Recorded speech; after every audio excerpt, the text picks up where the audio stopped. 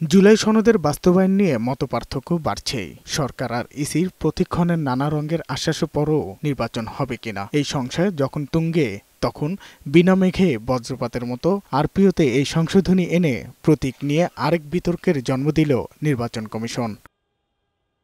গেল 23 October RPO সংশোধনী 2025-এর খসড়ায় অনুমোদন দেয় উপদেষ্টা পরিষদ। ইভিএম বাতিল, না ভোট পুনর্বহাল, পলাতক আসামি নির্বাচনের অংশ নেওয়া নিষেধাজ্ঞা সহ সংশোধনীতে বলা হয় ছোট দল বড় দলের জোটে ভিড়লেও ভোট করতে হবে নিজ প্রতীকে।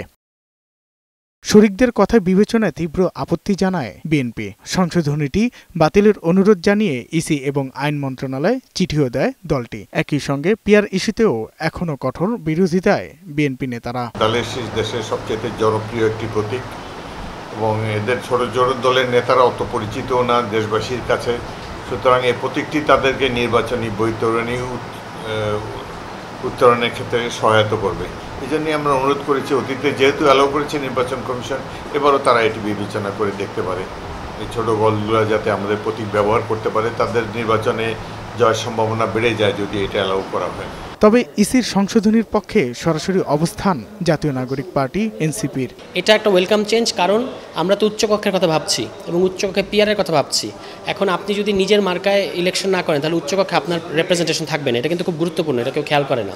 এখন যারা অন্যের মার্কায় করবে তারা তো ওই মার্কার পার্সেন্টেজ অফ ভোটে গিয়ে অবদান রাখবে।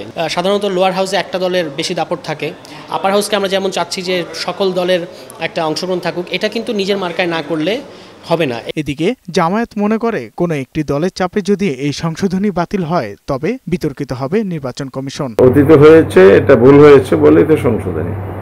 তো সংশোধনের জন্য আপনি এতদিন আপত্তি করেন নাই, এখন সবকিছু অনুমোদন হয়ে ফাইনাল হওয়ার পরে এই পর্যায়ে এসে যদি এটা সরকার কাছে দাবি জানায়, এটা যেমন যুক্তিসঙ্গত নয়। সংশোধনী পাশ করার পরে আবার নতুন সিদ্ধান্তে যায়, একটা বিশেষ দলের চাপে পড়ে এটা করছে, তাহলে সরকার এখানে তার নিরপেক্ষতা হারাবে, নির্বাচন কমিশনেও প্রশ্নবিদ্ধ হবে।